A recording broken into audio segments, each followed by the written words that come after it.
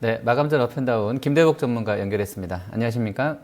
예, 안녕하세요. 반갑습니다. 네, 자 오늘 거래소 뭐 대형주는 뭐 그 정도 그만그만 합니다만 지금 소형주가 한 2.5% 밀리고 있고요. 코스닥은 3% 아주 뭐 급락 시세에 나와 있습니다. 자 오늘 시황이 좀 뭐 좋지 않게 흐르고 있는데요. 전체적인 분위기 좀 어떻게 판단하고 계십니까? 예, 미국이 금리 인상 우려감으로 소폭 조정을 받았고 달러가 강세 흐름을 이어가는 시장 흐름에서 이머징 마켓에 지금 현재 매물 압박이 나오고 있습니다.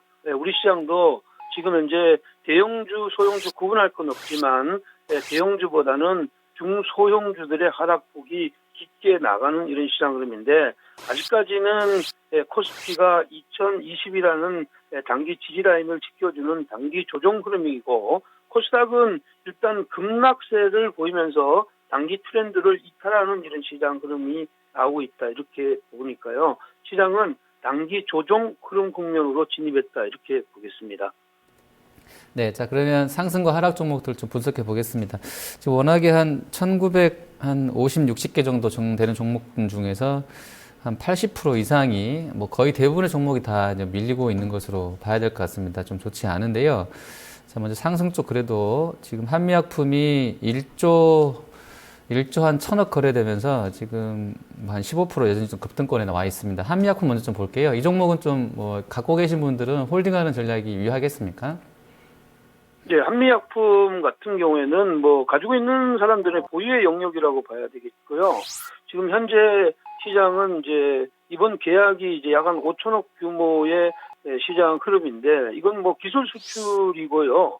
이제 콘돔 프로젝트 안에서 이루어진 이런 흐름인데 이 흐름으로 볼 때는 사실은 시가총액이 지금 현재 그 계약 당시 그날 당시보다는 2배 정도 상승하는 이런 시장의 효과가 있다고 보면 중기적으로는 한미 약품의 기준으로 해서 지금은 이제 한 8조 4천억 정도 되는데 약 15조 전후까지 상승이 여력이 저는 있다고 봅니다. 그러나 단기적으로 많이 올랐던 종목이니까 지금은 따라서 하는 것은 부담이지만 보유하는 사람들은 그냥 끌고 가는 이런 전략이 좋아 보인다 이렇게 보겠습니다.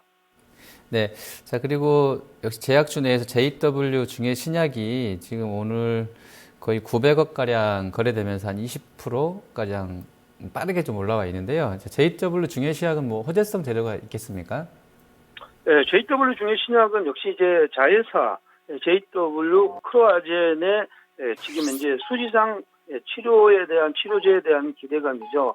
결국은 이제 JW 중에 제약이 먼저 이제 오른 다음에 JW 중에 신약으로 순환매가 나왔다 이렇게 볼 수가 있고 이런 흐름들은 결국은 이제 지금 현재 한미약품이 가져온 결과다. 결국은 이제 라이센스 아웃을 할 수 있는 기업군들로 성장주가 제한적으로 순환매를 가져가는 이런 종목이니까 오늘 제약바이오는 반대로 이것들을 제외한 이런 종목군들은 굉장히 많은 폭의 하락을 가져왔기 때문에 그냥 이제 제약이 전체적으로 약한 게 아니라 이러한 그 재료와 모멘텀을 가지고 있는 종목들은 위로 올라갈 수 있는 이런 흐름이고 JW 중해신약은 이러한 기대감, 여기에 자회사에 대한 기대감 때문이라고 이렇게 보면 조금 더 상승 여력은 있어 보인다 이렇게 보겠습니다. 네. 자, 그리고 보험주 내 현대해상 보겠습니다. 오늘 국고채 3년물 수익률이 지난 금요일보다 0.07%포인트 올라서 1.79까지 올라와 있습니다. 그리고 회사채 3년물도 0.06%포인트 오른 2.14%까지 와 있어요. 지금 뭐 미국 쪽 얘기 나오고 나서 시중 금리도 좀 올라가는 분위기 타고 있는데요. 현재 현대해상 같은 경우는 한 4.3%까지 올라 있습니다. 외국계 창구로 한 7만 주 매수 들어오는데 뭐 금리 인상 시그널이 나왔다고 좀 봐야 될까요? 네, 그렇습니다. 미국이 이제 그 10월 고용 지표가 17만 5천 명, 실업률이 5.0으로 나왔기 때문에 12월 금리 인상에 대한 확정론이 지금 나오고 있습니다. 그래서 미국 시장에서도 지금 현재 JP모건 체이스를 비롯한 금융주들이 강한 상승세를 보였다 이렇게 보면 시장은 지금 현재 미국이 금리를 인상하게 되면 뭐 정유나 화학주 쪽에는 약간 부담이 올 수가 있지만 역시 이제 보험이나 은행 쪽에는 혜택이 될 수밖에 없는 상황이다 이렇게 보겠고요. 현대해상도 이러한 개념에서 시장의 반등이 가져온다 이렇게 보는데 삼성화재나 삼성생명, 현대화재, 메리츠화재 등 모두 상승세를 보이고 있기 때문에 그러한 맥락이라고 보고 현대해상 같은 경우에는 직전에 11월 4일 날 기록했던 35,500원 여기가 단기적으로는 저항이 잡혀있는 자리니까 따라가는 데는 좀 부담스럽다 이렇게지만 지금 시장이 금리 인상을 12월 달에 한다는 이런 개념에서 시장이 만약에 접근이 될 때 이 고점을 강하게 돌파할 가능성도 배제할 수 없는 상황이다 이렇게 보니까 이 종목도 보유의 관점에서 접근하는 것이 좋겠다 이렇게 보겠습니다. 네. 자, 그럼 하락 쪽 보겠습니다. SK컴즈나 롯데케미칼, 현대건설 들어와 있는데요. SK컴즈 먼저 보겠습니다. 오늘 거의 17% 급락 나와 있습니다. 거래도 한 60억 되어 있는데요. 시총 대비로는 또 거래가 아주 많은 것 같지는 않습니다만, 악재가 있었나요? 악재보다는 이제 SK컴즈가 12일 날에 3분기 실적 발표를 하는데, SK컴즈는 알다시피 2010년도, 11년도 4분기 이후에는 계속 연속적인 적자를 보이고 있습니다. 이번 분기에도 적자가 나올 경우에는 좀 관리의 지정에 대한 이런 부담감이 있는 거다. 그러나 나는 이것이 적자가 나더라도 분명히 이제 합병과 이런 것들이 연관이 돼 있기 때문에 일시적으로 매물을 나오게 되니까 지금 현재 보면 수렴하던 자리 7,800원대의 자리를 깨고 이런 매물들이 나오게 되니까 시가부터 기관의 로스칸 물량들이 계속 나왔다 이렇게 보는데 지금은 보유한 사람들은 따라가면서 투매하기보다는 반등을 이용해서 지금 현재 매도 전략이 좋아 보인다 이렇게 보겠습니다.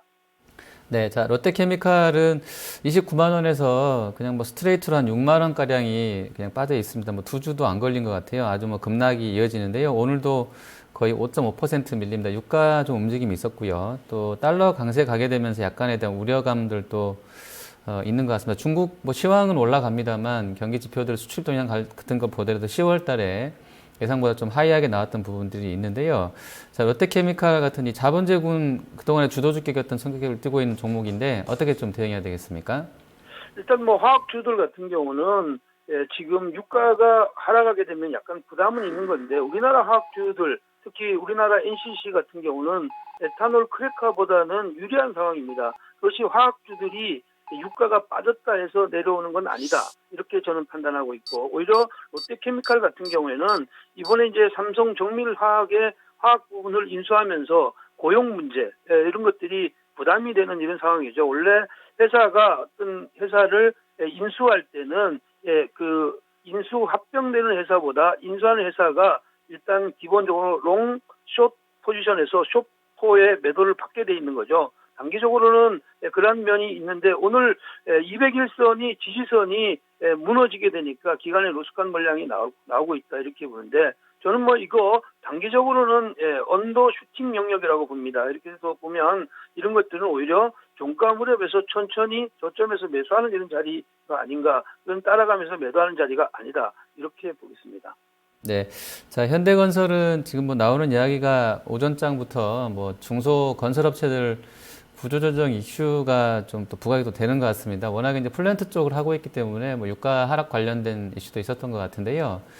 악재들이 좀 산적해 있는 것 같습니다. 건설주 전반적으로 다 밀리고 있는데요. 자, 현대건설 어떤 대응 필요하겠습니까?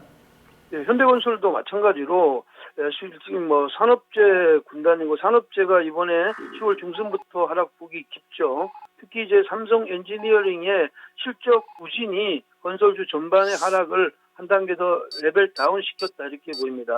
특히 오늘 건설주 같은 경우는 지난 주말에 60일선이 붕괴되는 이런 상황에서 오늘 기간 매도의 물량들을 막고 있기 때문에 건설주 같은 경우도 단기적으로는 언더의 영역에 왔다 이렇게 보입니다. 한마디로 극점 영역에 와 있는 이런 자리니까 오히려 이 자리를 잘 참았다가 반등했을 때 35,000원 전후까지 리바운딩 할 때 이런 자리에서 주는 영역이지 지금은 또 매수하기도 부담스러운 게 지금 현재 유가가 하락하고 있고 산업재 전반으로 매도 압력을 받는 자리니까 오히려 매수를 꾸준히 한다면 종가 무렵에 사서 다음날 반등을 노리는 이런 전략이 오히려 더 효과적이고 지금은 보유자들이 반등을 이용한 매도 전략을 수립하는 자리다 이렇게 말씀드리겠습니다. 네, 알겠습니다. 오늘 말씀 잘 들었습니다. 네, 감사합니다. 네, 마감전 업앤다운 김대복 전문가였습니다.